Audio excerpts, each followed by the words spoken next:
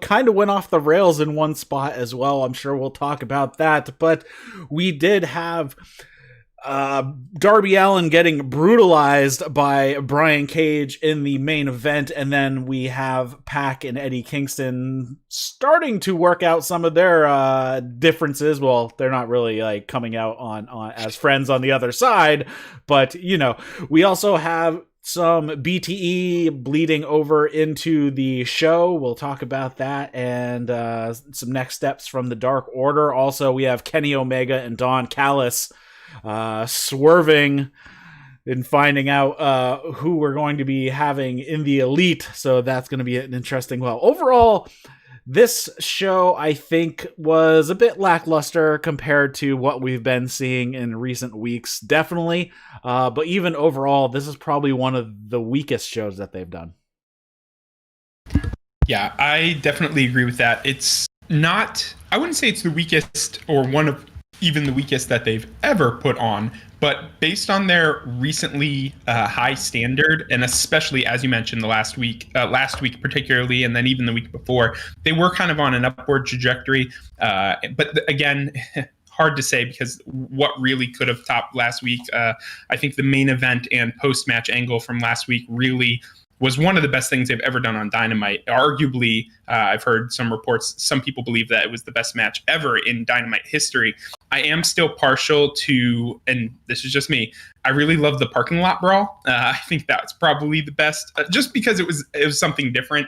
Because of course, when you've got workers like they have in AEW, you're bound to get some real work rate classics. So that was kind of, expected. It was just a very good match. But that aside, I thought that this week, like you said, I don't know if I personally would say off the rails, but I do think it was definitely a noticeable dip, and there were a couple things that really stood out in the wrong way. So yeah, a little bit of a dip for me, even though I think that they're consistently entertaining. This is one of their lower rated shows in my opinion.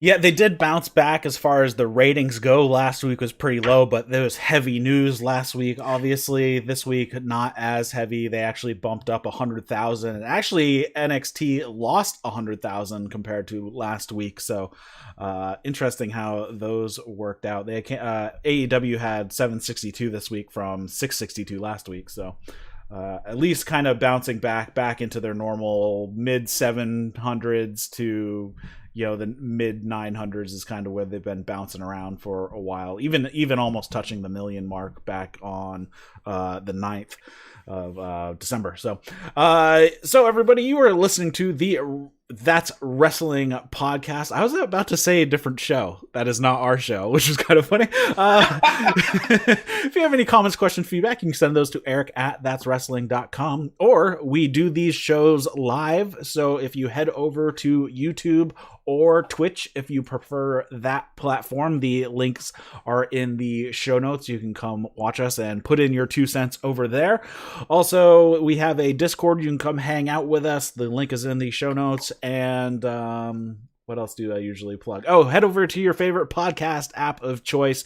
Give us a review of the show. Helps us out in the search results. And back with me once again after a week layoff is Caleb Johnson. How's it going, man?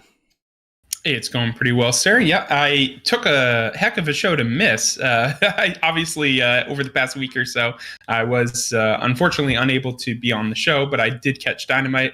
And man, you just miss a lot. You never know what you're going to miss. That's the worst part about it. And if I had to miss a show, I wish I would have missed this one. And also to just to give you a little bit of credit, I do that too sometimes. I can't remember. There's a phrase that Alvarez uses all the time when they come back from break. And sometimes if I ever say that phrase in real life, I always follow it up with Wrestling Observer Live. And I'm like, I'm not on that show. So a little bit of credit to you. I understand. All right, so let's get into this show here. We have a recap video to start it off, bringing everything up to date where we are with Eddie Kingston and Pac.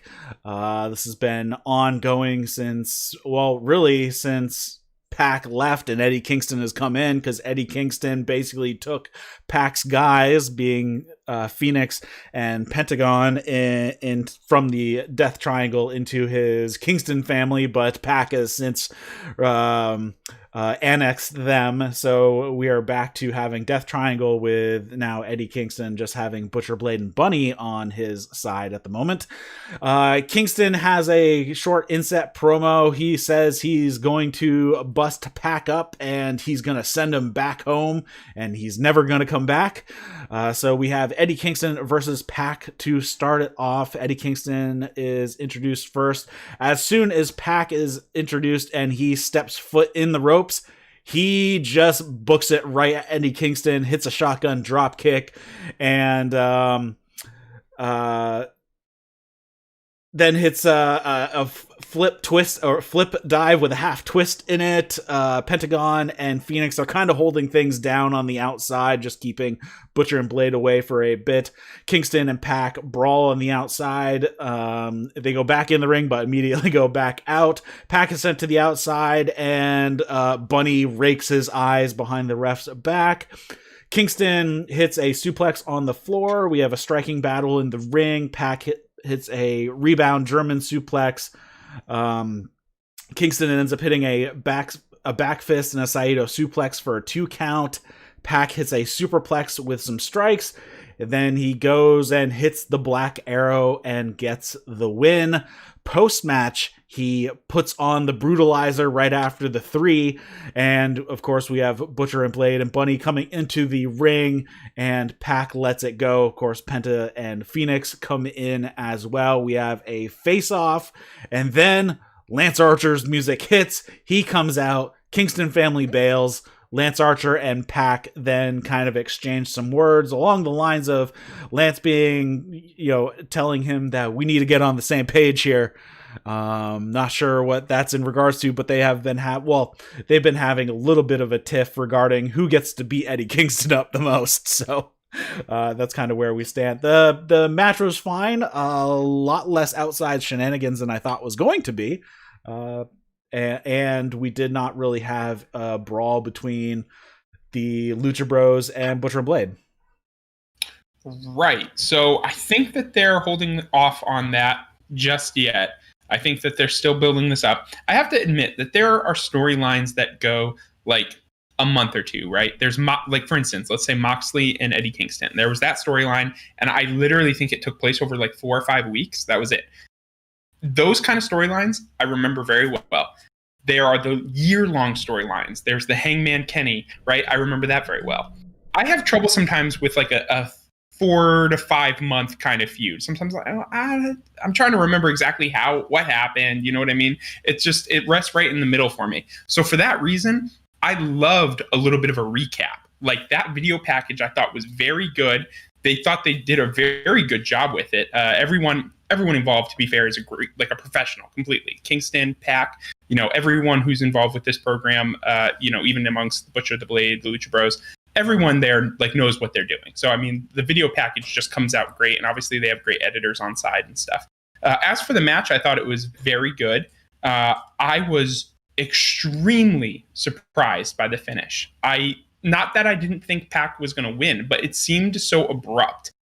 When he hit the Black Arrow, I literally, as soon as he hit it, the thought in my brain was, cool, they're going to have Kingston kick out of the Black Arrow. Nice. All right. And literally, I thought, no way this match ends right now. I thought they're making Eddie Kingston look really good. And then it 1, 2, 3. And okay. So I don't know if they're losing a little bit of momentum here with Eddie Kingston for me, because, I mean, he went the distance with Jon Moxley, and now he's losing to Pac, which, I mean, I understand they want to build him up as a title contender, I'm sure, especially I think in 2021, he'll at least have a title shot, if not, maybe even a feud in the main picture.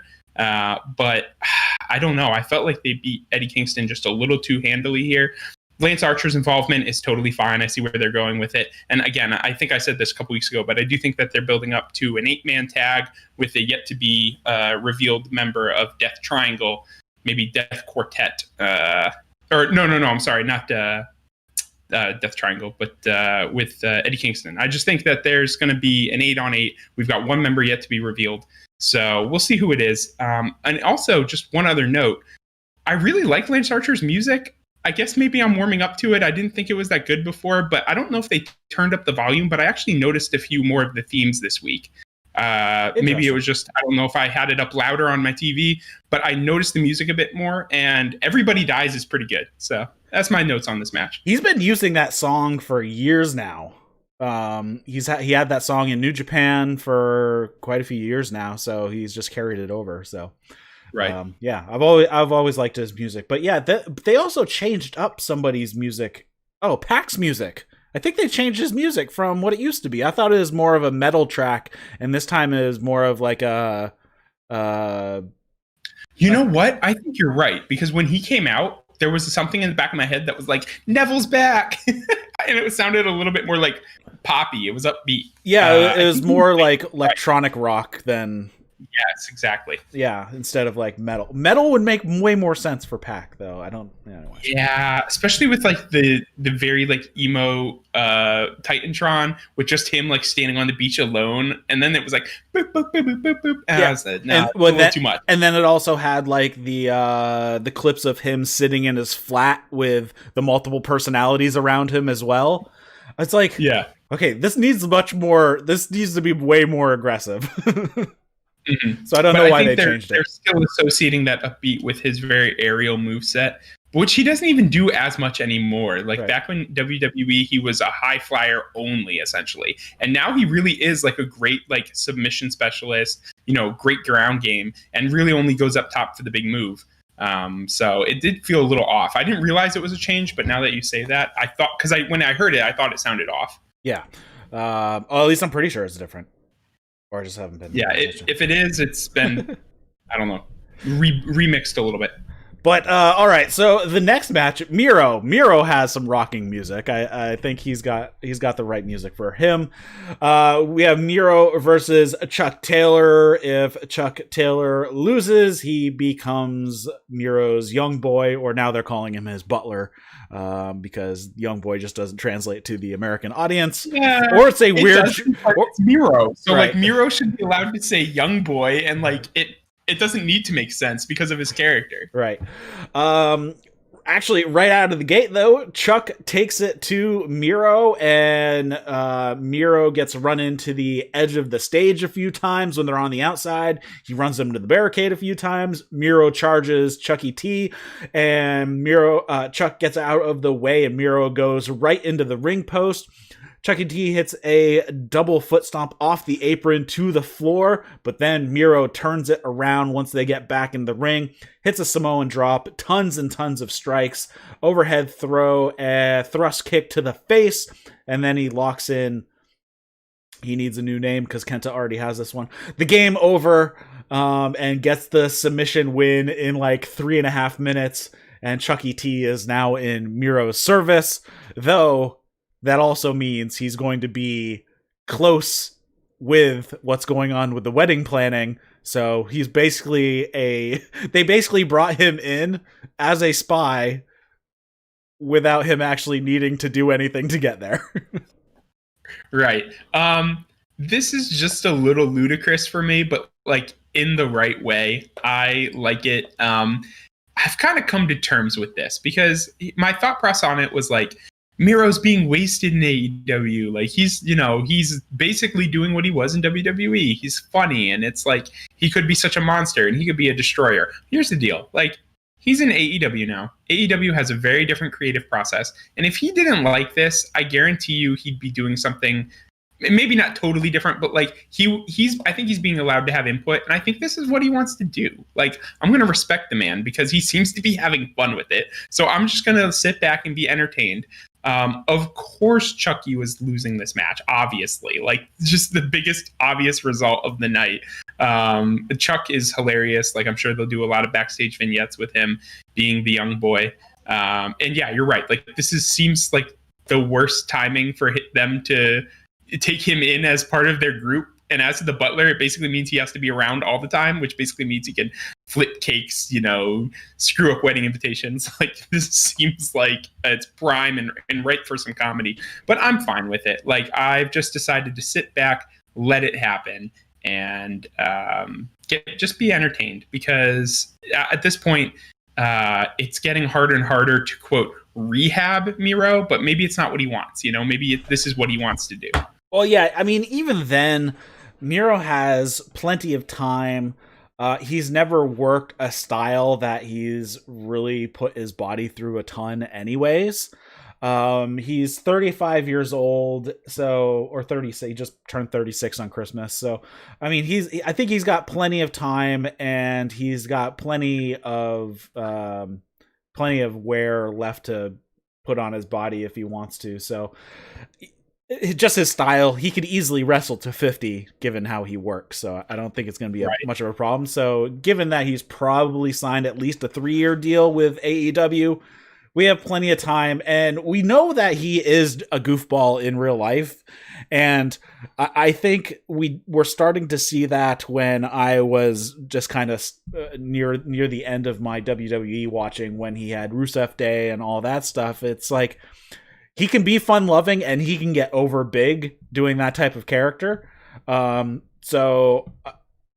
He's still got plenty that he can do. He could be the destroyer out of this kind of feud here, or out of this program. I'm assuming at some point he's going to have a falling out with Kip Sabian.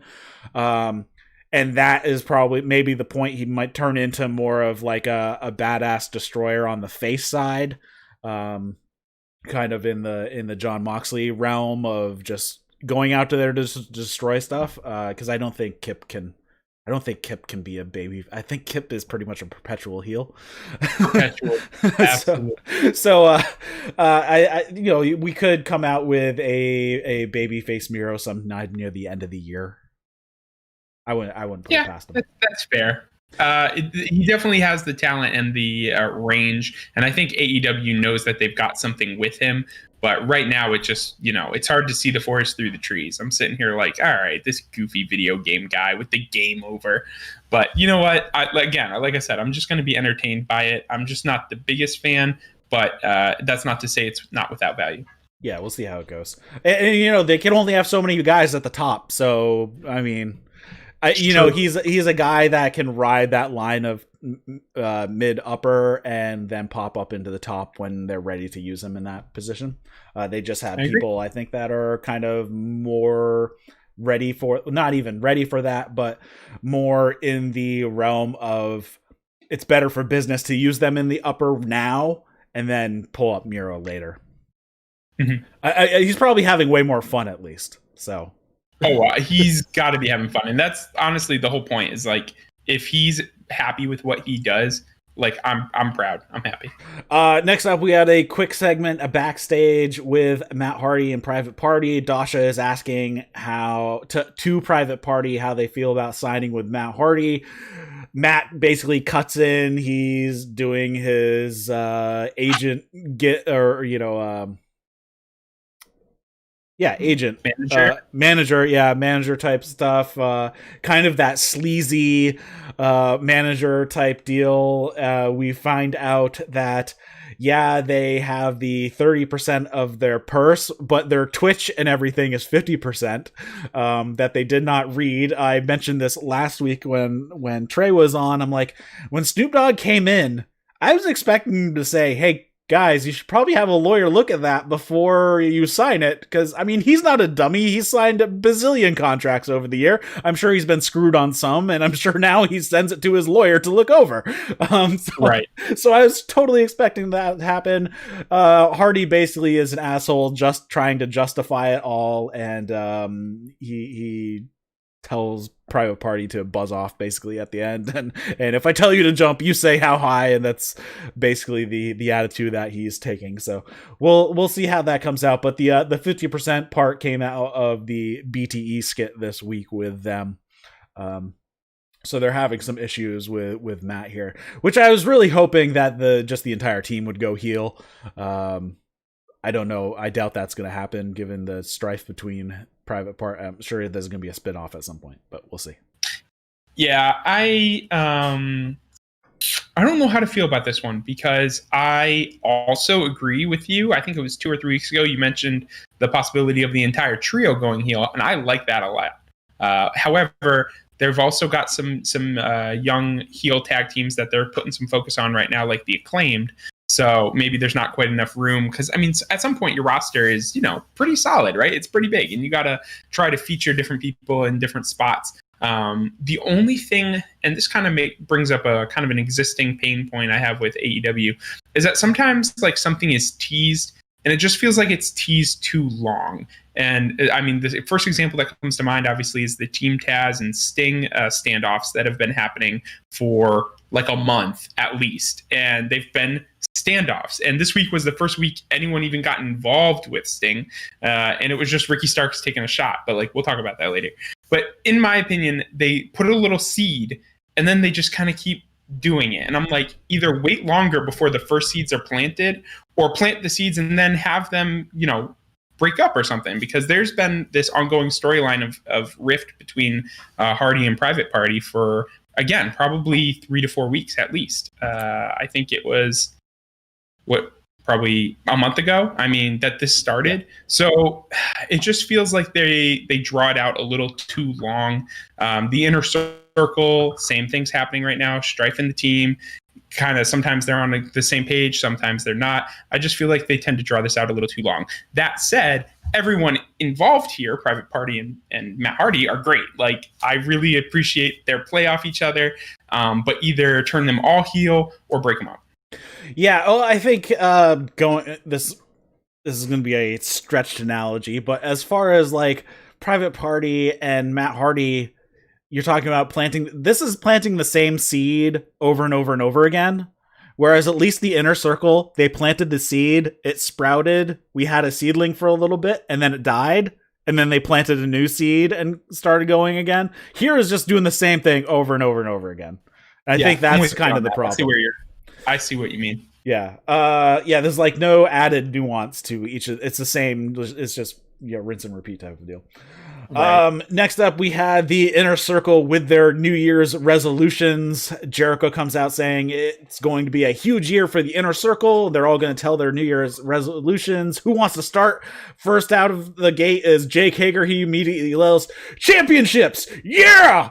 And that was it. Jericho's like, "Good. Okay, good." MJF says, "Jacob, great answer, by the way. If I had to pick something off the top of my head, it would be continuing to strengthen the bond between these guys here, and also fat people. They need to go." Jacob? What? Jacob? Yes. Jacob. I thought that was so funny when I heard it, but I wasn't sure if that's what he said. Yes, he said Jacob. Great answer, by the way. And fat people. Yeah, and then he says, also fat people, they need to go. And Sammy's like, yeah, we can all agree on that. Then Ortiz says he wants to perfect some Spanish foods. I have no idea what they are. But MJF says, I totally know what that is. Which is funny. The crowd is booing, and MJF is like, you're booing food? Jericho says, I think this is the year that Chris Jericho and MJF are going to win the AEW Tag Team Championships of the world. And Santana cuts in and he's like, you handpicked myself and Ortiz to be in the Inner Circle, right? You handpicked us to be the tag team of the Inner Circle. What are you doing here? What are you telling us? Sammy cuts in and says, Santana, I see what's going on here. Jericho is a little tag team slut. And he goes, now you're tagging with MJF. You teamed with Hager. You teamed with me as they sex gods. What is going on here? And MJF is trying to explain. Sammy tells him to shut up, and they have a little bit of a stare down here. Jericho tries to bring it back and says that we could all team with somebody else in the Inner Circle and we'd be unstoppable. But I think what we're going to do is just like how Jake and Big Wardlow did last week. They had to blow off some steam. They fought things out. So next week, for the first time ever, we're going to have a 3-way tag team match to determine who is going to be the tag team of the Inner Circle. With Jericho and MJF, Santana and Ortiz, and then Sammy's like, yeah, and Sammy and Hager are going to, and they make a Sammy Hager joke, and Sammy does not get the joke, and Jake just yells, championships, yeah! And Sammy's like, that's right, big man. And then MJF Tries to bring it back, brings calm to the situation. He tells everybody, bring it in for the middle finger, or he says, because the inner circle is better than you, and you know it. He brings it. He wants them to all bring in the middle finger, and before Santana does, he's like, "What? Why is your hand a different color than your face?" And MJF is like, "You're ruining the moment." And that was the end of the segment. Yeah, I thought this was pretty good, getting the inner circle. It's ironic to say back on track because they're obviously splintering once again. There's a lot of dissension. However, I do feel like it was a good return to just real entertainment. There was a small period there where it just felt like they were getting a little stale for me. I don't know if you agree, but there was a couple segments they had a couple weeks in a row where it was just like, it didn't hit just as right. But this one definitely did. Everyone here is like extremely entertaining. Obviously, the Sammy Hagar thing was funny. I didn't understand it either. I'm, in my late 20s, I had no clue.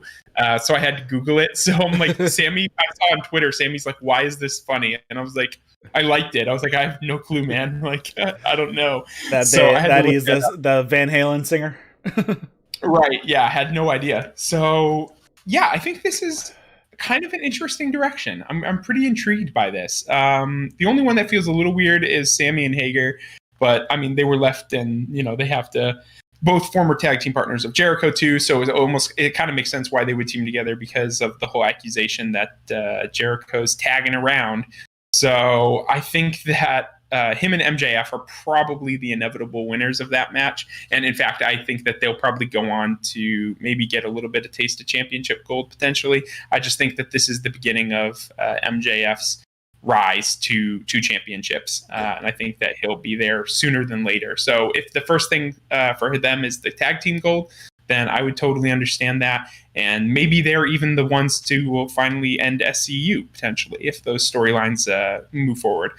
My thought process is that maybe SCU will win those championships eventually because of the current storyline with them, and then maybe be dethroned and broken up, because what's going to be more heat for Jericho and MJF than breaking up one of the best tag teams of our generation. So. Yeah, well, I last week proposed that, however it happens, that the breakup of SCU is going to go into probably Daniel's retirement program, and I would expect that maybe Kazarian would turn heel and he'd have his final program with Kazarian, and Kazarian would end up retiring him in the end. Right in the heart. It's so beautiful. It's poetic. It's real pro wrestling at its finest. But I hope that's true. It could be the number one contenders match comes down to Jericho and MJF versus CD and Kazarian, and that's where the loss happens. And maybe even Kazarian takes the pin there instead of CD, and that's where that explosion happens. And turns heel anyway, like an absolute, moron. That'd be hilarious. Right, yeah. Like in the sad sort of way. I think what worked in this segment, as you were talking about, Inner Circle starting to get stale in some segments, especially, actually before MJF entered the fray, when they're having some of those long segments of bringing in MJF. Some of those segments I think went long, and this one they got in and out. It was quick. It was a fast segment. Probably, I don't know, 6-7 minutes at most, instead of like the entire full segment. And everyone got a chance to say a funny line here and there. So, I mean, it definitely felt pretty zippy, like you said. I think that's a very good point. Yeah, so I think that's why this one felt a lot better than some of their past ones. Next up, we had a short backstage with Dark Order. Alex Marvez is there. He's asking about what the plans are for Dark Order. Uno talks about how everything that they're going to be doing from now on is going to be in honor of Mr. Brody Lee, and it all starts with Hangman Page tagging with the Dark Order next week. John Silver is fanboying out, so Alex has to take over, and he asks Page, hey, when are you going to let us know when you're going to join the Dark Order? John Silver suggests that after the match next week is when he should tell us, and Page agrees that he will then tell them if he is going to join the Dark Order or not. And John Silver sounds like he might be counting his chickens before they hatch about this, but we will see how it goes after the match next week. So Dark Order is 100% babyface now, aren't they? Pretty much, yeah. Okay. So like I'm watching this segment and I was just like, it wasn't even like a conscious thing because obviously I watch quite a bit of BTE, though I am behind an episode and I heard it was like half hour at least. So 40. Oh my gosh. Okay. So I haven't seen it yet, but they are obviously babyface pretty much on BTE, and they've been heels for a long time on Dynamite. But watching this segment, I was like, I had to remind myself I wasn't watching BTE. I was like, especially because they had it in their hideout, the backstage little bar there where they do a lot of their segments was where this segment was filmed. But watching this, I was like, oh, okay, they're just pure babyface now. Hangman even is cracking smiles at him the whole time. Like he's kind of like sheepishly grinning while he drinks. So I think I only see this going one way, and it's very positive. I really like this segment, even short as it was, just because of everyone involved. And it's hard not to root for these guys after the passing of Brody Lee. Yeah, one of the BTE segment that was actually really good involving the Dark Order is 5 is Alan Angels, right? Yes. Yeah, so they're all backstage, they're depressed, and 5 says, "We should have a party." And everybody's like, "What?" He's like, "Yeah, I'll throw a party." They're like, "Dude, the last time you threw a party, it sucked. It was horrible." And then they have a flashback to them having a New Year's party, and they're in like the big conference room that they use sometimes, and it was just all of the Dark Order sitting around a table, and there's some there's some champagne bottles out, and Stu picks 2 of them up. They're like, "These are empty. There's not even anything in here." And then they're all trying to figure out what to do. And then they're like, oh, everybody like talks about what their New Year's resolution is going to be. And then they bring up the countdown and they count down to midnight, and they're all like, "Hey, Happy New Year, blah, blah," even though it's only the Dark Order guys and nobody came to their party. And then Adam Page comes in and he's like, "Guys, what are you doing?" They're like, "We're celebrating New Year's. This is a new year." He's like, "Today's December 28th. And they're like, "What? This is on you, 5." And they're all pissed off at him, and they cut back to present time, and they're just stomping the crap out of him in the back room. They're like, "Your parties suck." That's awesome. I'll have to take a look at that. It was pretty good. We have a video recap of everything that went down between Taz and Darby Allin. So again, this is all in this one segment. So we had the Matt Hardy private party ending off before the commercial, and then we had Inner Circle starting off the segment, the Dark Order segment. We have this video recap here, and I think that's what really helped this segment go by is Inner Circle did not take up the entire 12-minute segment that they would normally 13 minutes. Video recap of everything that's gone down between Taz and Darby Allin, going all the way back to him trying to give Darby Allin some advice, then the formation of Team Taz, and Brian Cage just beating the crap out of Darby Allin, going all the way back to Double or Nothing. So we saw all the brutalizing that he has done. Then when we come back, it is Bucks and Omega and Don Callis are backstage before their entrance, and they all seem to be getting along. And then Don is like, "Hey, you guys are big stars, so why don't you come out to your own music? So let us go out first." And they're like, okay. They stay backstage. Kenny Omega comes out. We already have their opponents of Danny Limelight, Griff Garrison, and Brian Pillman Jr. in the ring. And when they get into the ring, Don Callis grabs the mic from Justin Roberts and he says, "Okay, you can take the night off because this is really important." And basically he goes in and says, "All right, so now I'm going to introduce everybody, your World Tag Team Champions and Kenny Omega's 2 best friends in the world, the Good Brothers." And they cut backstage and we have Tony Khan and the Young Bucks standing there like, what the hell is going on? And the Good Brothers come out, and this is the elite that they were talking about. So we end up having Kenny Omega and Luke Gallows and Carl Anderson versus Danny Limelight, Griff Garrison, and Brian Pillman Jr. Kenny and the Good Brothers beat the crap out of Danny Limelight for quite some time. Varsity Blondes hit a heart attack on Anderson going in for a 2 count. Then we get some triple teaming on Garrison for a 2 count. Anderson hits a flying bicycle kick. Limelight gets tagged in. Anderson hits a spine buster on him. There was a commercial in here, but I was watching on Fight and they were not showing picture in picture.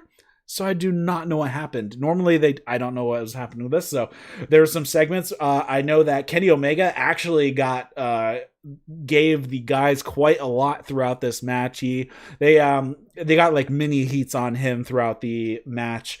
And then we have that spine buster from Anderson. Gallows runs in. They hit the Magic Killer and get the victory basically right after they came out of the commercial.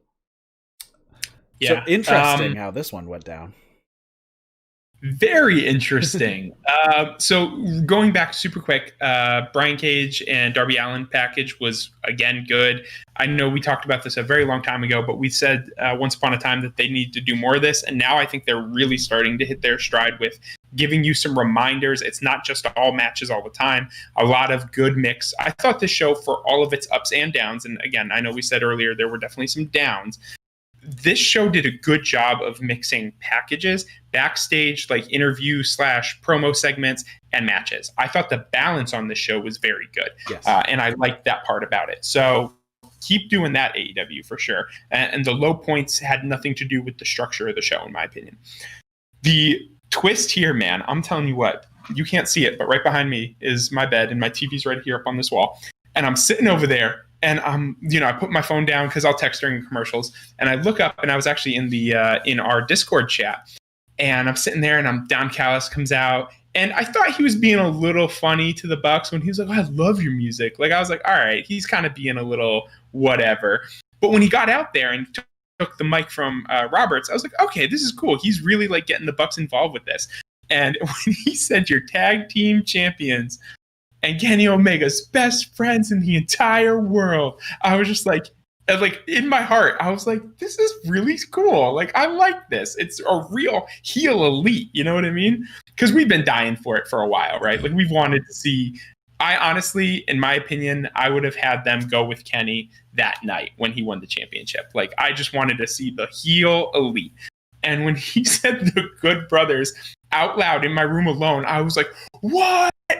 Like, I just could not believe it. And I started laughing so hard. It was perfect. Don Callis is great. I love Don Callis. And like, that's coming from someone who really only knew him from New Japan in the past probably 4 or 5 years.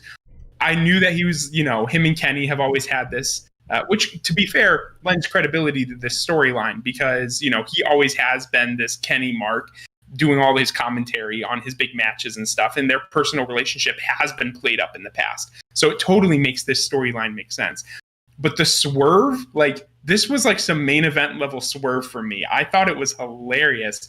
My only, not regret, but my only like kind of drawback here is that like now they're putting the Bucks right back into this babyface role. They're giving them sympathy because now they got screwed out of a big match and now they're not Kenny Omega's best friends, right? But last week they super kicked some dudes and 2 sweeted. So it's like, we're going back and forth with the Bucks again. I don't like that. But the swerve for what it was perfect. Yeah, this is kind of my biggest problem coming out of this is that the Bucks haven't picked a lane, and they've changed lanes so many times that okay, Omega, who's a heel, clearly has been for months now, screwed over the Bucks. Okay, that just kind of makes the Bucks idiots. In my book, it doesn't make them sympathetic because they were being jerks of their own, going all the way back to, super kicking Alex, though I think that's more of a babyface move. But super kicking Tony, that is clearly a heel move. Heel move. Yeah, so I was hoping we were going down the heel road with the Bucks, and now they're just kind of in the middle, and I don't go either way with them. I am not cheering for them. I'm not booing them, because at this point they don't pull me one way or the other. Let me caveat that though, and this is the tone that I got a little bit later. I know we'll talk about it, but there was a moment later where the Bucks took a super kick from the Lucha Bros, double super kick, toward later in the show. My thing is this: I think that it's almost kind of a realistic storyline where the Bucks essentially wanted to be on Kenny's side, right? They super kicked Pillman and Griff Garrison, like they made their allegiance known to Sweet. So now it's kind of like this extra level of screw job where he screws the Bucks out of this, being the elite, essentially. It's called being the elite, and they are not the elite anymore. They're not being the elite. But I actually think that it kind of makes just a little bit of sense, because it's like the Bucks are still heel, in my opinion. They made their decision, but then, got screwed for it. So it almost made sense to me when the Lucha Bros super kicked them later, because it's like, hey, where are your allegiances, right? Like, who are you with or who aren't you with? And I think that's going to come out in the wash here. So while it does make this, kind of unclear where the Bucks lie, it makes a little sense to me, because I think we're headed, to be totally honest, toward Team AEW, led by Jon Moxley, versus Team Impact, led by Kenny Omega.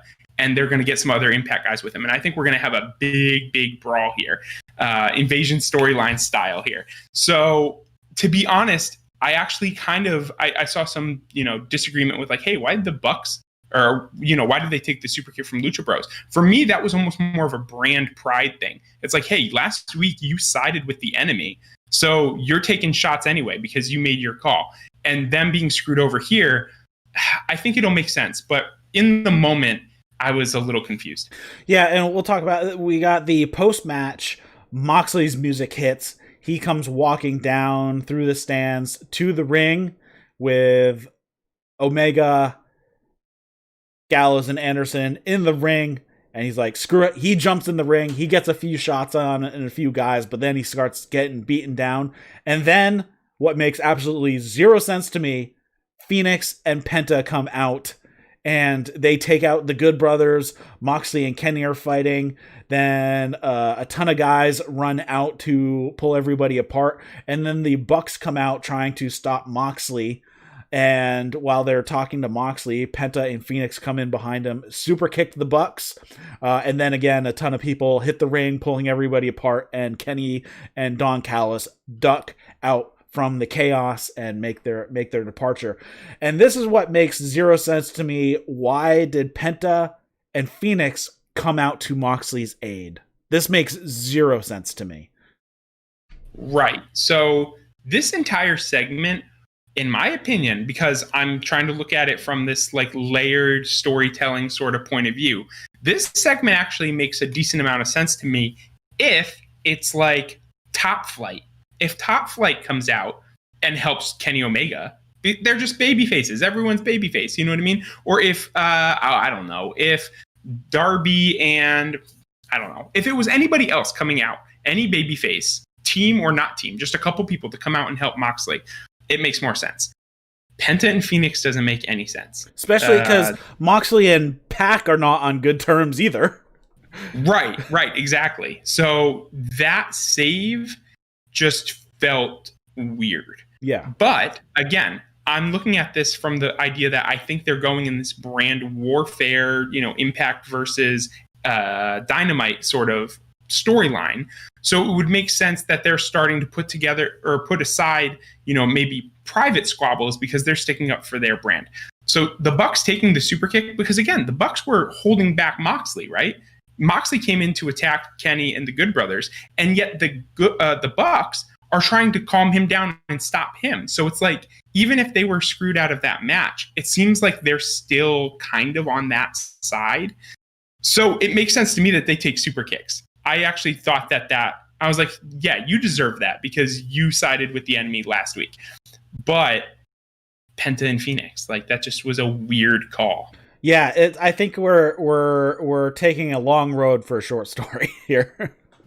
Yes, I think that's a good description. Although I like Kenny and Don getting out of there. Everyone's still brawling with the Good Brothers, and they were like, nah, we're out of here. Yeah. So, I mean, it really comes down to there's levels of loyalty.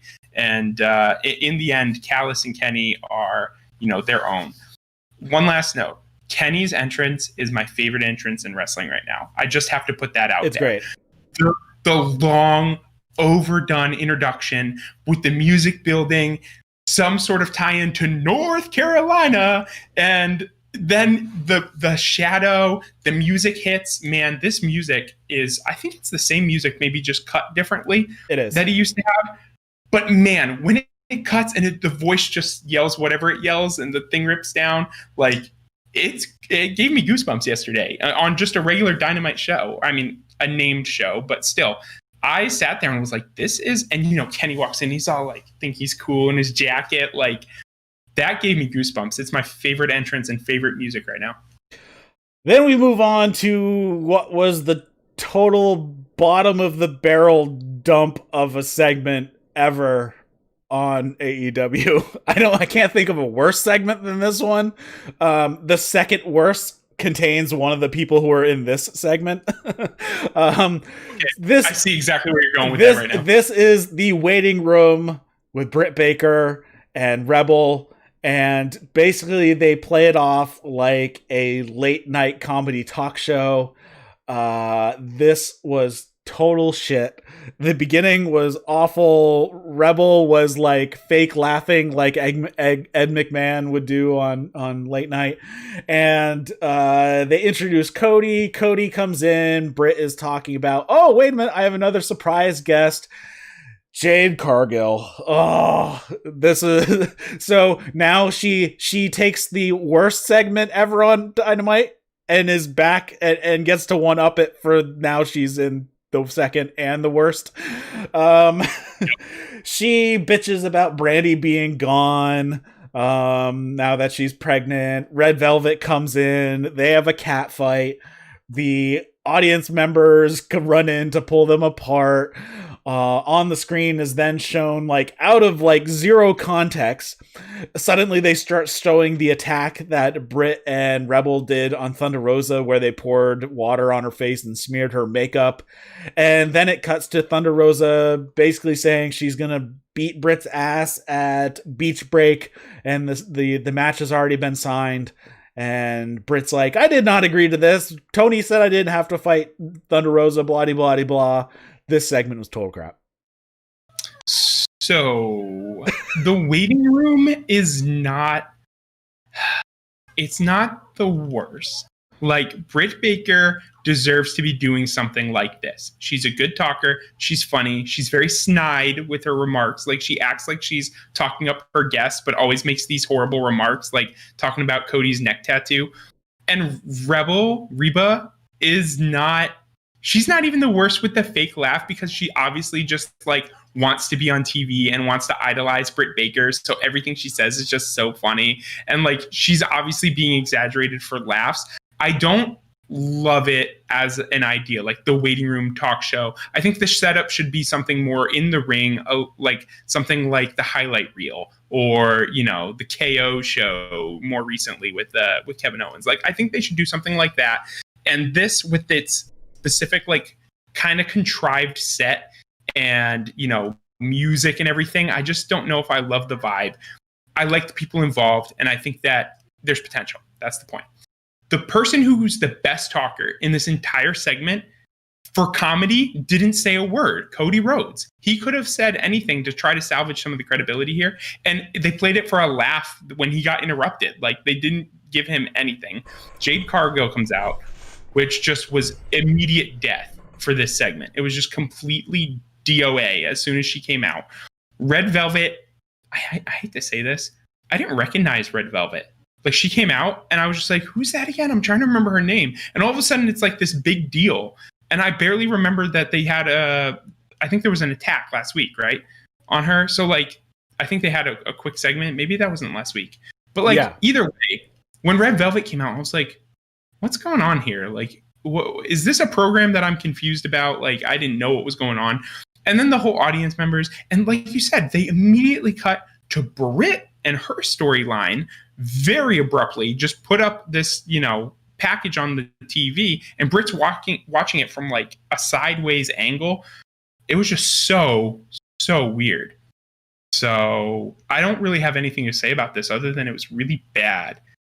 And it makes me sad. And once again, I will reiterate for the 100th time, the NWA women's title is the real title of Dynamite. The real women's title. Because it feels that way. We'll talk about that match. That was a great match. Yeah. Like, that's where their attention should be. And in fact, their own women's division is so convoluted and confusing. Yeah. This from Rated R Wrestling in the YouTube chat. I think the waiting room segment was bloated and kind of weird, but I like the talk shows being backstage. I think the in-ring shows are overdone. And then he said he had the exact same reaction to Red Velvet. They made it seem like she was a big deal in the division, even though she hasn't been on like anything.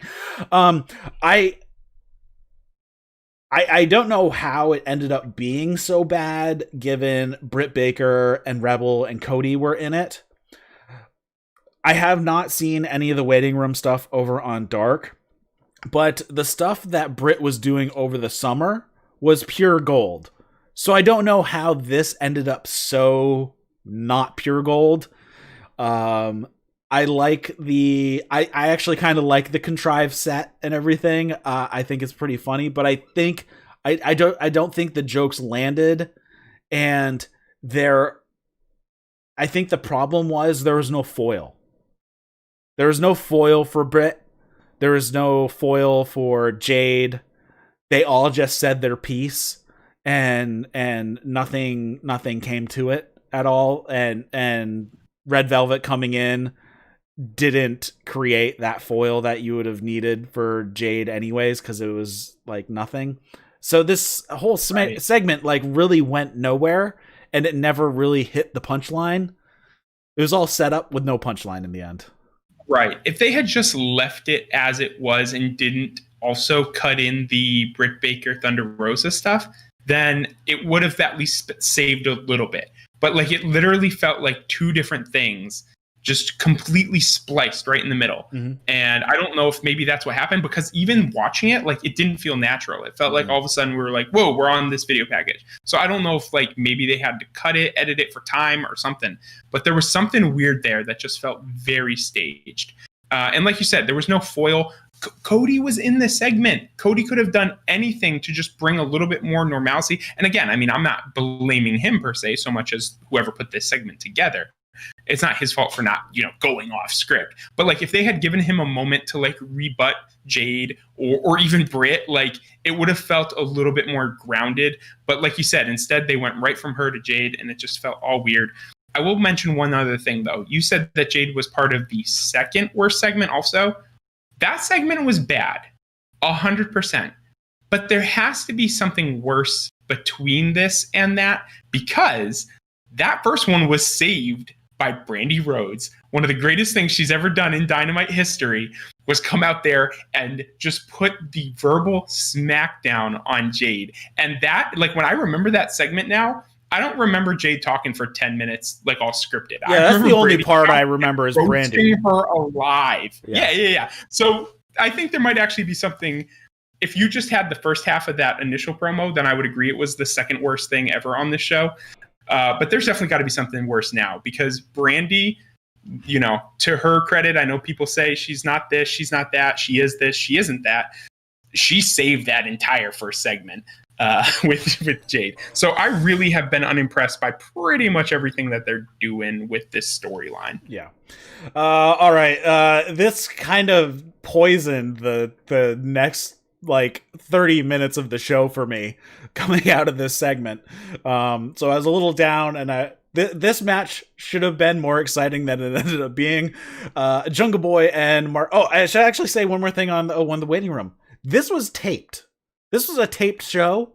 So they could have watched this back and be like, no, this was total crap. Or even when they were filming it, be like, no, this is crap. Let's let's come back. Let's move this. We'll do this. We'll do it, after we're finished the taping. We'll come back and rework this, either some other time, but it just didn't. I don't know why they even bothered. And one other thing I noticed, I didn't write it down in my notes, but I actually said it in the chat room, is the 9 o'clock hour at the top of the hour. They were in commercial.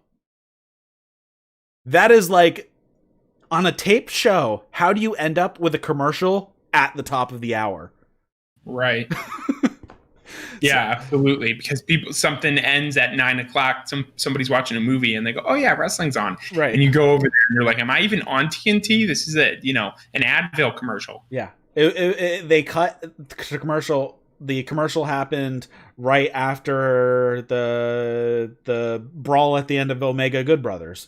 So when they came back from commercial, this is the segment you got if you actually stuck around through the 2-minute commercial that you saw when you switched channels. Yeah. So next up we had Jungleboy and Marco Stunt versus FTR. FTR basically beat the crap out of Marco for a long time. Jungleboy and Marco do hit some awesome tag team or double team work. They hit a monkey flip into a Rana using Marco, which was pretty cool. Marco hits a dive, then Jungleboy hits a dive. They go to commercial. Again, I didn't see the picture-in-picture, so I don't know what happened. And when they come back, FTR is beating up Marco again. So it's like the baby faces had switched the momentum, but when we come back from commercial, the momentum's switched again. So, again, not how you want to structure these things. So don't know what happened during the commercial. Never noticed. One thing I wrote down, I never noticed that on the back of Marco Stunt's trunks that it's a parody of the Rugrats logo. I never noticed that, which is pretty funny. Jungle Boy gets a hot tag, beats up Dax for a bit. Dax shoves him into the ropes. Jungle Boy comes flying back with a clothesline. Wheeler runs in, pushes Jungle Boy into the ropes again, and he again comes back with the rebound clothesline. Dax goes up onto the top rope. Jungle Boy hits a running... he runs up to the top rope, hitting a Rana off the top for a 2 count. Wheeler tries to interfere. Jungle Boy hits a vertical brainbuster on Wheeler. Marco gets tagged in, hits an assisted senton for a 2. Marco goes for sliced bread, but Dax blocks it and just tosses Marco. He starts beating him down in the corner. The ref is trying to get him out of the corner, and he just keeps beating and beating. And since the ref is in close trying to get Dax out of the corner, Marco back kicks him in the nuts. So he uses his brain a little bit here, and after the low blow, Marco ends up getting sent to the outside. FTR end up pulling the ref. Tully pushes Marco into the ring post, so Jungle Boy makes his way over, but Wheeler ends up, he's ducking behind the ring around the corner, and as soon as Jungle Boy clears the corner, Wheeler just pops up and just runs him over with a clothesline. Back in the ring, FTR hit the big rig on Marco and get the win. The big rig is now the name for what used to be the Shatter Machine and then was the Goodnight Express. It's now called the Big Rig in honor of Brody Lee. Yes. I think I like Big Rig better than the Goodnight Express. Yes. Much more. I don't like, well, that seems rude or insensitive. I like Big Rig a lot for its meaning. I still think Shatter Machine is potentially one of the greatest names ever. Like, I'm really mad they had to change that because that was like literally, especially like in a big match when they hit it and the announcer's like Shatter Machine, you're like, oh, it's over. Like it's devastating. It still looks just as good as it used to. It just, I didn't like the name quite as much, but Big Rig obviously is a great honor, honoring, to John Huber. So anyway, this match really, like, very good. Storyline wise, it's like, I know there was a reason. I think there was like a Twitter exchange or some reason why it wasn't Luchasaurus, why it was Marco Stunt instead. Like, there was obviously a little bit of like, hey, we're gonna take Marco, but it's so hard in kayfabe to be like, we're not gonna take this 7-foot dragon. It was right? a promo. It was a promo, and Marco Stunt put himself in the match in place of Luchasaurus. Luchasaurus. Yeah, it's so hard, especially when you're facing off against the tag team or former tag team champs. Like, a win against them is really going to. Well, Marco made the challenge to FTR. So the match happened because Marco challenged FTR. Yes. Oh, okay. I don't know. It just seems so weird to see Luchasaurus be like, all right, bye, guys. I'm like, no, come back. You're the best. So that was a little disappointing. I'll tell you what. Jungleboy got a lot. Like, I know you and I have had this discussion before, and I've said, oh, they need to push Jungleboy here. And you're saying, oh, they got plenty of time. Like, it might not be this year. It might be 2022, right? Like, but they're just building him up kind of slowly, giving him more and more credibility. And me, impatient Caleb over here, is always like, nah, he needs to be in the picture. We need to get him moving. We can't hurt him too much. This match made me think your way a little bit because I watched this from a psychological point of view, and he got a lot on these guys. This is almost a handicap match, honestly. And because whenever Marco was in there, Marco got probably 3 moves in the whole thing. So this match, like, for me, was a testament to Jungleboy because he got some great offense in there and he looks great. So I actually am totally on board with them losing this match and Jungleboy really putting up a great babyface effort here. The other thing that made me think of, by the way, I failed to mention it earlier, but Limelight, Griff Garrison, and Brian Pillman in the match earlier we discussed, I forgot to mention it. They got quite a bit too, especially Limelight. What's his first name again? I almost said Kenny. That's not right. Danny Limelight. Man, he impressed. And Kenny Omega gave him a lot. Or at least more than expected. He got quite a bit in on the champ. And he looked pretty good doing it. So what a testament to him. And similarly in this match, just them, they know the value of giving someone some believable offense. Like, you don't have to win a match to get some credibility in AEW. I like that. And they know how that works. And I think both Danny Limelight and Jungleboy actually got a lot out of this show. If you want to see some good Danny Limelight, he has been on New Japan Strong for the past few months. So definitely you can go check him out over there. Very cool. Our rated R for wrestling wrote, at this point, I feel like the title on the Bucks really hasn't paid off. Feels like they should have kept it on FTR, unless the plan was to have title for title with the Good Brothers. Yeah, I guess we'll see how this plays out. But I do have to agree that the titles on the Bucks really haven't had a massive payoff just because they've been waffling back and forth on. They should have solidified one way or the other at the title win instead of kind of waffling while they're the champions. It's hard to turn in the middle of a title run. So it's kind of weird that you would go one way or the other while you're holding a title. So I think that's kind of a little bit of the problem. Next up, we had Atte Kante versus Serena Deeb for the NWA Championship. This was a decent match. Again, there was a commercial in the middle of it. I did not see the picture-in-picture, so I can't tell you what happened. They start off with some mat wrestling, both of them coming out on the positive side of a sequence. Back and forth they go. Ty tries a flying triangle choke. Deeb hits a sliding lariat, and Tay hits a huge pump kick and sends Deeb to the outside. That's where we hit the commercial. Post-commercial, Ty hits a full Nelson into a flip-around stunner, which was pretty cool. It was like the full Nelson, and then she just twisted around Serena to her own back, and then gave her a stunner, which was pretty cool. Conti gets Deeb's back and tries a submission, but Deeb gets out of it, works a stretch muffler. Deeb works Ty's back on the top rope with this weird stretch, and then hits the detox on Ty Conte and gets the win. I thought this was pretty good. Yeah, I actually thought this was, again, not to be a broken record here, but this is really where they're having some of their best women's matches, I think, and 75% of the credit has to go to Serena Deeb and Thunder Rosa and, absolute consummate professionals who have had, all this training, who are not only backstage helping these women, but in the ring, in kayfabe, they're putting on really good matches because they know what they're doing in the ring and they're able to guide some of the less experienced women. That said, two of my favorite women in the women's division right now are Tay Conti and Anna Jay. They're both very good. I really enjoyed Anna Jay in the Brody Lee tribute show. I think that these two are two of the more promising talents here.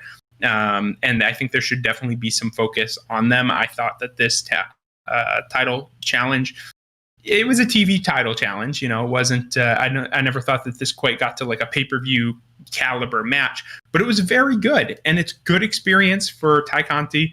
I mentioned this in the chat in our Discord yesterday while I was watching. My only drawback here is I feel like Tay Conti needs a gimmick other than I'm from Brazil, which is her entire thing right now. Like her Titantron is literally the Brazilian flag, which is cool. I like be proud of it 100%. But in wrestling, it just feels like she's there as like a participant in like a World Cup sort of thing instead of, her own solid character. And she obviously has a ton of personality, which I really like. I think she's very, she's kind of like this funny, kind of quietly sassy person. Like people will say something, she's just like, no. And she has this wonderful accent too. So like when she like tells people off, you're like, ooh, like, I don't know. It's really funny. I like her a lot. I think she's great in the women's division. So I was really, pleased with this match. I thought it was really good. Yeah, and of course she's a black belt in judo and has a blue belt in jiu-jitsu, so it's like she's a legit fighter, so I think they really need to start pulling that a little bit more into her character. Of course we know that she tried out for the Olympic team in judo in Brazil, but I don't think she made the cut.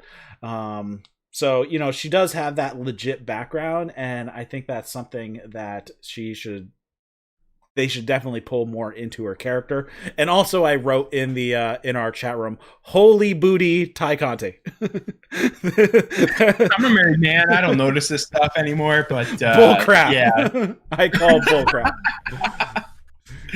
No, she's a good looking young lady for sure. But I think that they should do, just like you said, I think that there's a possibility for them to kind of get stuck in this WWE sense where a lot of the females in WWE, unless they have a very strong established character already, they always end up being like, I'm pretty. Like that's the default female character in WWE, and it shouldn't be. I don't think that that's very justified. Even if they are pretty, I mean, so are the guys. The guys are good looking, right? But it's because they're on TV. Like you don't want, you want guys in good shape with a good TV ready face on your program. It's just proper business sense. So I just don't want them defaulting to like, if they changed her gimmick, but it was just like, I'm hot. I'm like, that would be even worse. Like you said, I want them to go the more legit fighter sort of way with her, or just something else in general. But definitely don't default to like, I'm Lana, or, I don't even, who else was on there? Eva Marie. That's a throwback.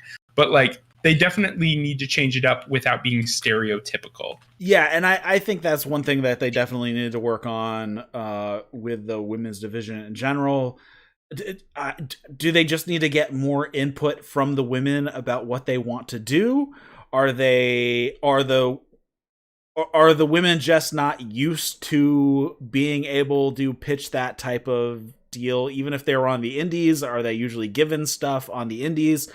Or what? It seems like someone like Chris Statlander, she gets to have more personality than other people. Britt Baker, we already know. Again, both of them kind of had their characters established pre-AEW out on the indies and kind of worked that around. Of course, Tay and Serena, no less, coming out of WWE within the past year, or really in the past 8 months or so. I'm not sure how much that had been fostered or encouraged to the women in that system. Hey, carry a notebook around. If you come up with something good, write it down. Whereas we know guys like Matt Hardy, Darby Allin, the Bucks, Kenny Omega, all of them are constantly thinking about their character and what they can do. And I don't know if that's encouraged enough, especially in the WWE system in general. So I think that could be an issue. Obviously, we then have on the other side, we have Abaddon, which clearly she knows what her character is. I just don't think it works in the setting that they have it set up.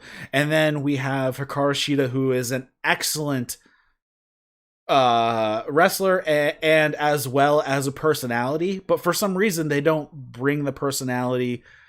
We've said it a million times on this show. Go watch her YouTube, follow her Twitter.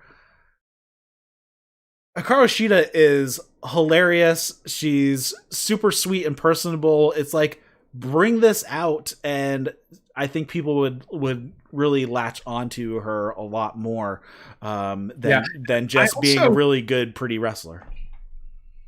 Exactly. And what's funny is that I don't think that often enough a babyface, I think people think that a babyface needs to have like something extremely unique about them in order to be effective. Or if it's not something completely unique and different, like say, for instance, a Darby Allin, a lot of cases it just becomes like, I'm a good fighting champion or a good, you know what I mean? Like it starts to get a little stale. I think that people in pro wrestling, especially like bookers, need to understand that we will get behind just a pure white meat baby face if they're over with the crowd. Don't force a white meat baby face on us if we don't like them. But like Shida is very popular. Like you said, even on her social media channels, just check it out. She's funny. So like allow that. You know what I mean? Let her express some of this just pure, nice baby faceness. You know what I mean? Like people think that that's going to be boring. But it won't be. Like, if we really do like her as the fans and she's over, you know, in our minds, then just having her go out there and be nice to people, be sweet, but, you know, turn it on when she needs to defend the championship, we'll accept that. That's not going to be something that's like taboo. Just allow them to be themselves. And if that's a pure white meat babyface, then just let them be a good person. Show it to us on TV that she's nice. She helps her friends. Yeah, have a vignette with her helping her buddy move. You know what I mean? Like, right. Just let her be a pure, innocent person, and we'll flock to that.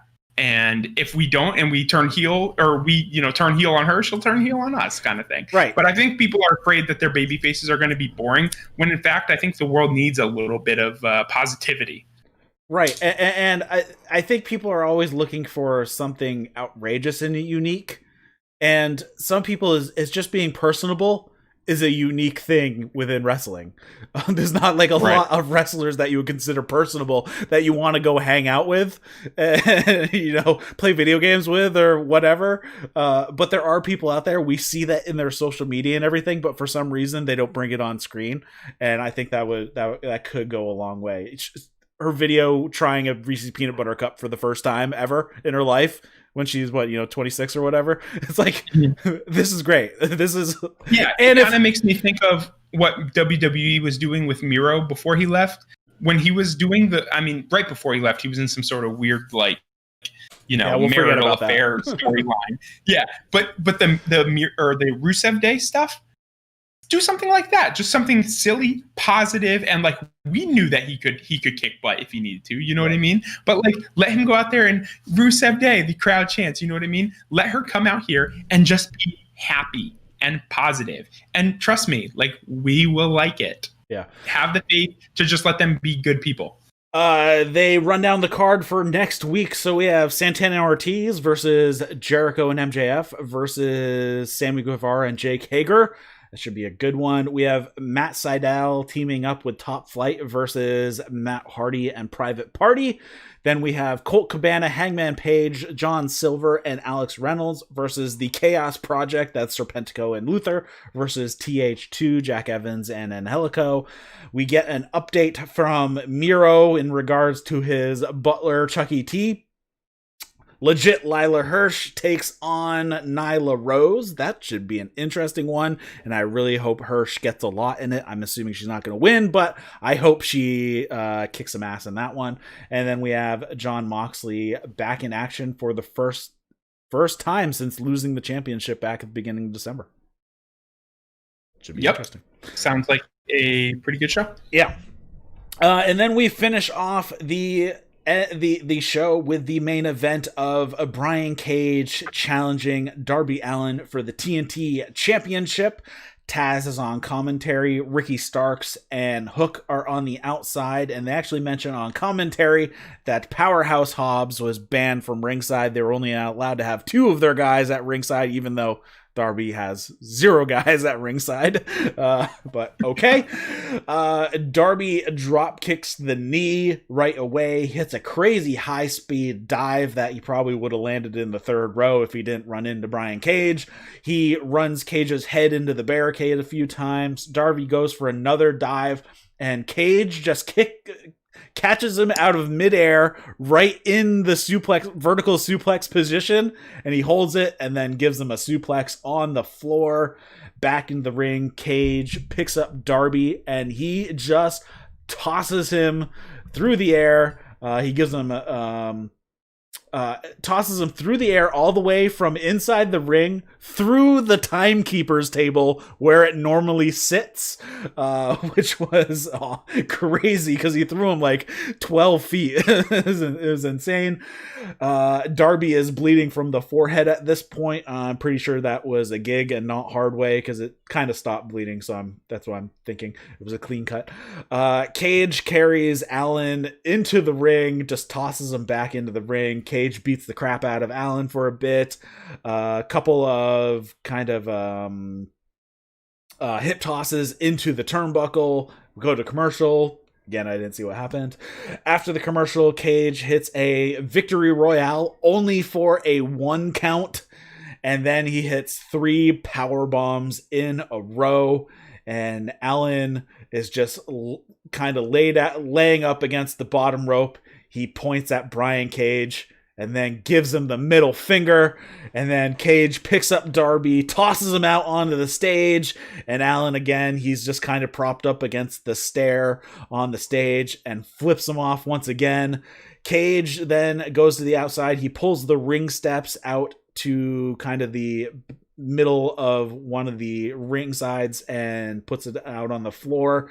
And they start fighting on the apron. Allin falls back into the ring and pushes Cage, and Cage is leaning back, and Allin actually bites Cage's hand, so that causes him to let go, and he splats on the stairs that he had set up. And then Darby Allin quickly goes up to the top, hits a coffin drop to Brian Cage on the stairs.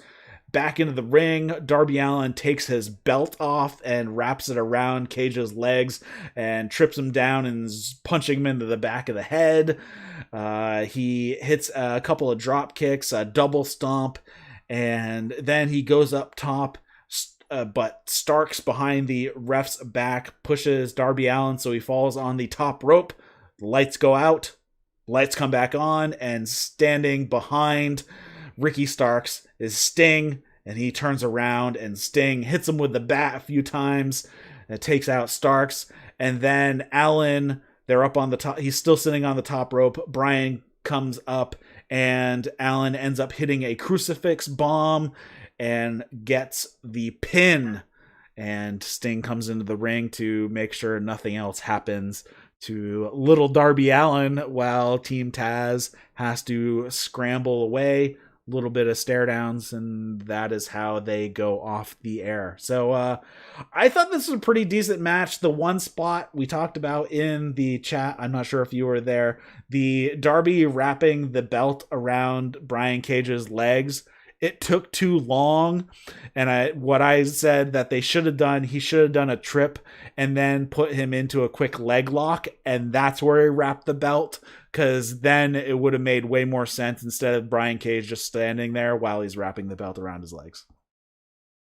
Yeah, I thought that was a little contrived, but I do like that it's not just your regular, like, I'm going to hit him with the belt, or I'm going to use a kendo stick, or whatever. Like, I think that the studded belt and the way he uses it is actually pretty unique to Darby. The tripping and it's more of a not mental, but it's just a little bit more clever is the word I'm looking for.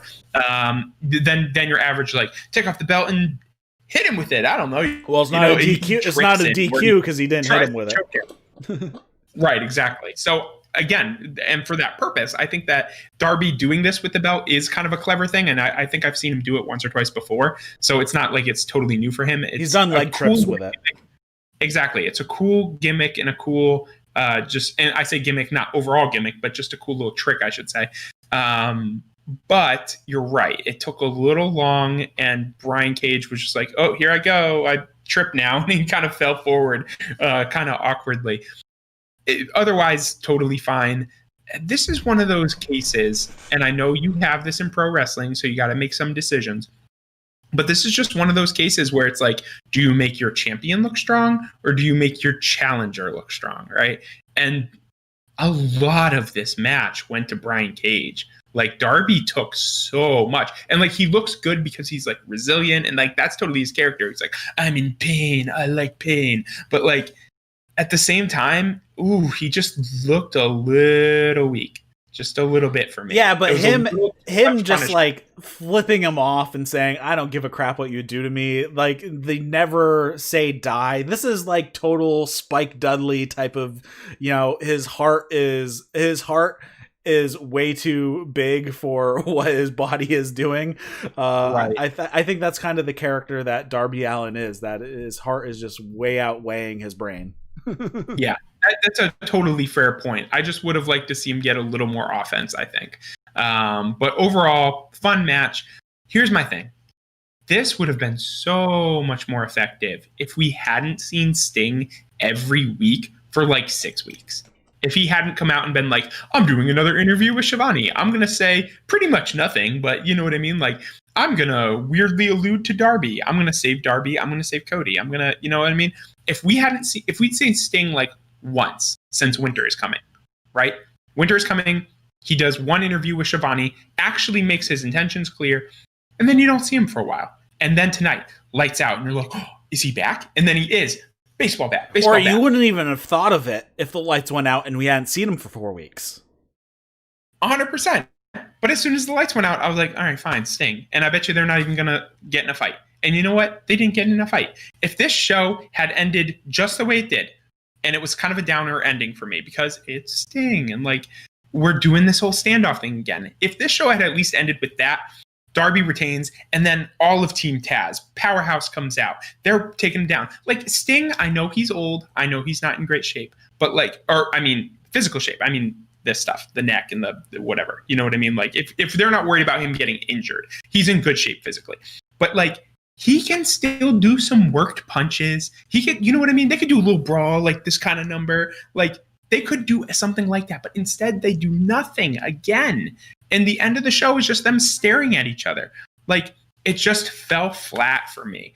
And Sting's only involvement, the only thing he's actually done in 6 weeks is just like the baseball bat in the stomach.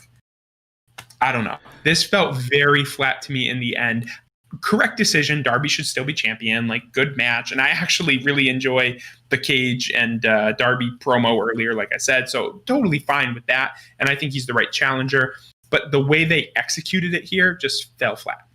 Yeah, and actually going back to that, what you just mentioned, the Cage Darby Allin video package, I like that they did it early in the show to hype up what's going to happen later in the show, and not just the first segment after the first match where they run down the card for the night. This was, probably about 45 minutes into the show where they pay that and say, oh yeah, remember, we're going to have this match later on, and they hype it up there instead of just like a little hype package right before the match. It's like, well, you could have used this like 40 minutes ago when we were watching to keep us engaged and keep us hungry for what's coming up. But yeah, that was one of the things. Oh crap, there was something you said, but I didn't write it down, and I was going to talk about it. Sting. Oh, the work punches and whatnot. Yeah, I mean, Sting, he can't take a bump, but he can work strikes. That's not going to cause any issue to the neck. And, you can always... He can take like a kick to the gut and fall forward. He doesn't have to, take a flat back bump or anything. And he's in enough.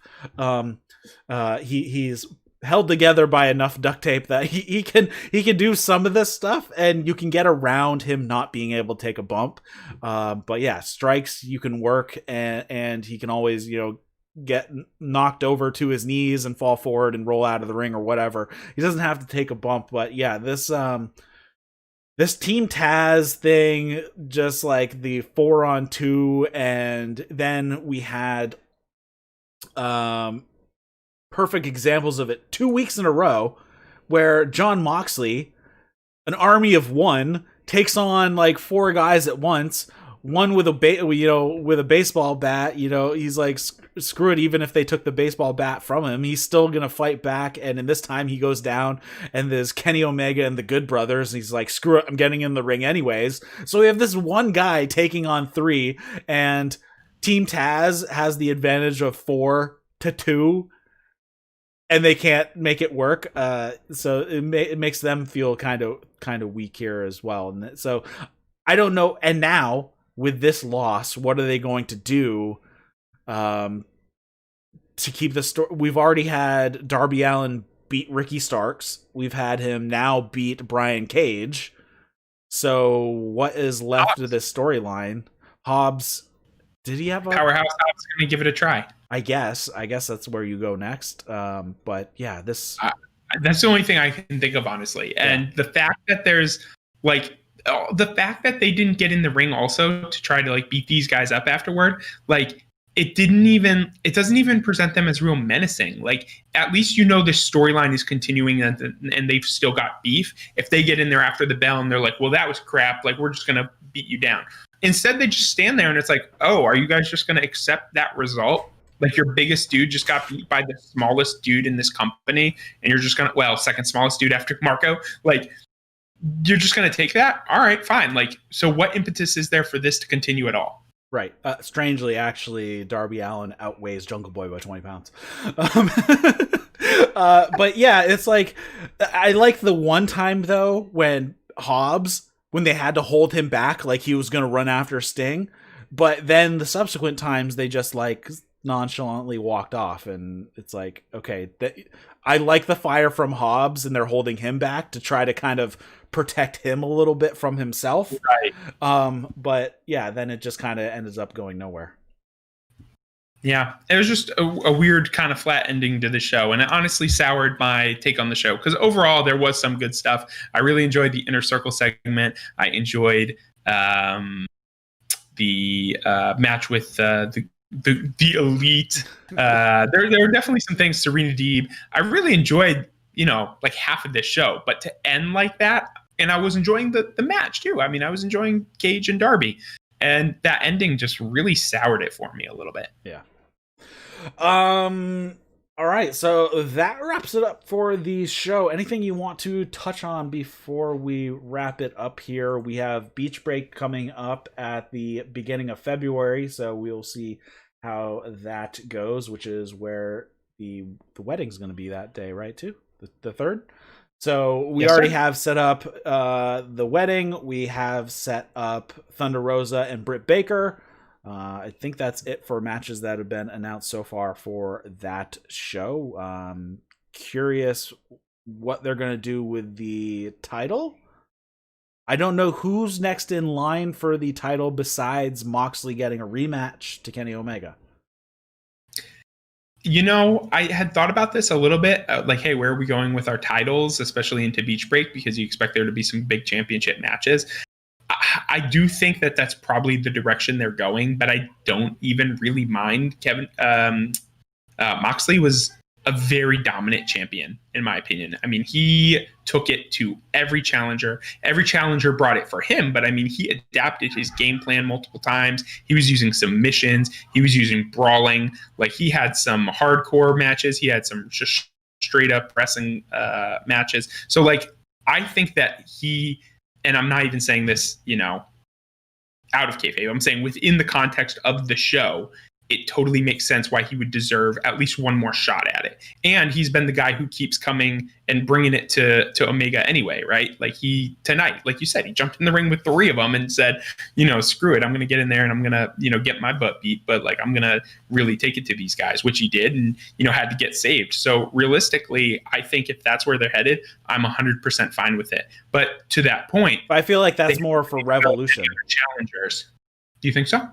Yeah, I would think it would be Moxley and Omega at Revolution. make the most sense, because the first one was on TV. It makes sense to have the rematch on pay-per-view.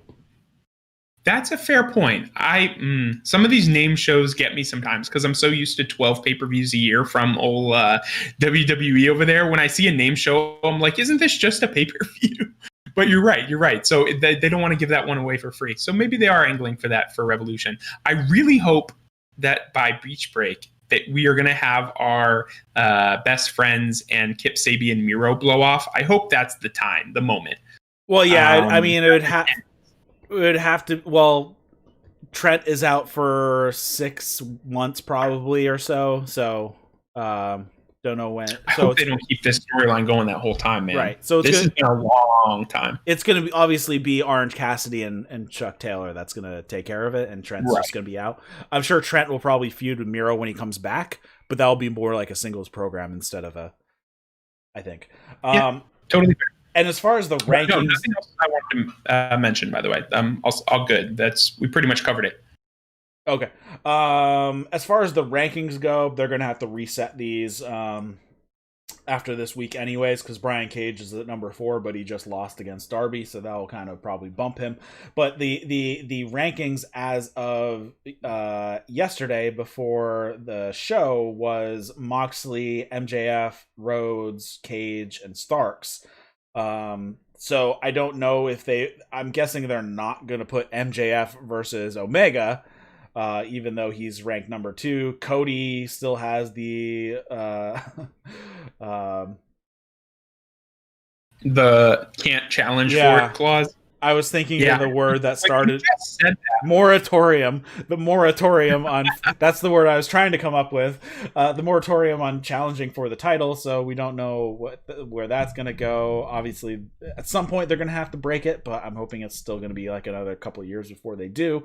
And then Ricky Starks is at number 5. I don't know how we get to Ricky Starks versus Omega in that time, so I have no idea who Omega would be challenging at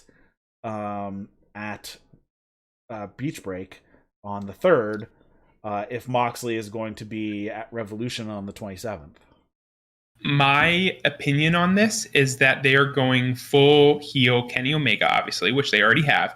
And one of the elements of a classic wrestling heel is that they tried to avoid, defending that belt. It's the fighting champion versus the, I'm going to claim I've been champion for so long, but try to get out of as many challenges as possible. So I actually kind of feel like they might be headed up to a non-title defense and maybe do a tag match here with, I don't know if it's going to go full Impact versus AEW, as I alluded to before, but maybe have some sort of Good Brothers. Hey, maybe even Good Brothers and Kenny Omega versus the Bucks, and throw somebody in there, Moxley or whomever. So Moxley, I think Moxley's match at Beach Break is going to be against whoever's revealed as being the attacker, because we still don't know who attacked him and left him laying that night. So. But are we going that way? It feels like they haven't talked about that in a long time. They haven't talked, but he's still going after Omega. So I'm guessing there is somebody who hasn't been revealed as part of the Good Brothers, Kenny Omega, Don Callis stable involved with this, who took out Jon Moxley. So I'm guessing somebody's going to be revealed soon. Switchblade Jay White. I still want it to be Kenta because Jon Moxley is still the U.S. champion, and Kenta has the title, the contract to challenge still. And Kenta is back in the United States. I would love it to be Kenta also. Yeah. But listen, that's getting a little exciting here to have a full-time member of New Japan just come on over. Wow, we're doing the Impact thing. Like, it might just be a little much, but hey, man, if they do it, I will absolutely pee my pants. I'll be so happy. Yeah, I think I think we're gonna go with what Meltzer said on this topic. That I believe it was Meltzer, that they think that the relationship actually might not even been Meltzer. I don't know what show it was, but they were postulating that the AEW Impact relationship is Tony Khan showing to New Japan, hey, we can work with another company and we're not going to screw you. Whereas when Impact when totally screwed New Japan over some of their talent exchanges. So I think that's what he is doing. He's like, look, we're going to be able to work with another company, and look, we didn't screw Impact. So, because I think that's kind of the hesitancy right now on New Japan side. Obviously, there's a little bit of the feeling slighted about a lot of the key people leaving New Japan to start AEW. Right. But I think management is, now we've had management change over there at New Japan as well. So they might be a little bit more open to it. They've had some talent sharing because just they have dual contracts, whereas Moxley and Jericho both have contracts with New Japan. Brody Lee most likely was going to also be working for New Japan sometime later this year or within the next year or two, because that was one of his big plans to do as well. And I'm sure they had it in his contract that he was free to do so if he wanted to. I think this pandemic has really slowed that down, the talent exchange, because I think we would see a lot more AEW talent who signed with New Japan going over to New Japan. I don't know who has signed, if anybody has any contacts over there. But, we've talked about plenty of times, a lot of this younger talent would be great to go over to do a Best of the Super Juniors tournament or be in the G1. That's one of the things I was really hoping forward to see Brody Lee in the G1. Unfortunately, that won't be happening. But they have a lot of guys that I'd love to see in a G1 or Best of the Super Juniors, just because it would get them so many reps and working so many different styles with all those guys. I think it'd be. Oh, absolutely. Well, I think, honestly, I don't have the time to even talk about it right now, but I think we should have a little round table similar to what we did a few months ago. And we should talk about some what if that door was open, right? What would we do in that situation? And I can name 3 or 4 or 5 guys off the top of my head right now who should be in Best of the Super Juniors, right? I mean, your Darby Allin, your Sammy Guevara. I don't even want to go too far, but there are some guys who could absolutely benefit not only from the experience and the reps, but just the exposure as well. Having some of these Japanese guys over here, you don't think that Takahashi would just get completely over with an American audience if he was more widespread, right? If he was more widely known, you put him on AEW and do a tournament that takes place here. Well, again, COVID makes it hard, but take maybe a half and half sort of tournament, right? You've got some round matches happening here, some matches happening there. We exchange half our guys. We each do half of the bracket, right? It books itself, man. And I mean, there are guys over there who, with just a little bit of widespread exposure, could be major stars and already are in Japan and among us, the niche, wrestling audience who appreciates New Japan. But to a wider audience, to 900,000 people on Dynamite, these guys could absolutely go to the moon. Yeah, I mean, sending Jungleboy over there just to be there for 6 months, that would give him so much. Or sending all 3 of the Jurassic Express over there for a 6-man tournament. Oh, how fun that would be. Yeah. That would be awesome if they were fighting for the never openweight championship. Jurassic Express versus Goto, Toriano, and I don't know, throw in one more Yoshihashi. Guy. Yoshi. Oh my gosh, it books itself. Yeah. We need to have this discussion. Okay. I'll put it into the chat when we're done with this. So anything else you want to cover before we wrap it up here? So that's it for me. All right, cool. Thanks everybody for listening, watching to That's Wrestling. If you have any comments, questions, feedback, you can send those to eric@thatswrestling.com or drop it in the comments of the video if you're watching over on YouTube. If you're listening as a podcast, we do this show over on YouTube and Twitch Live. So follow those links in the show notes to your platform of choice and subscribe to those channels. It will let you know when we go live.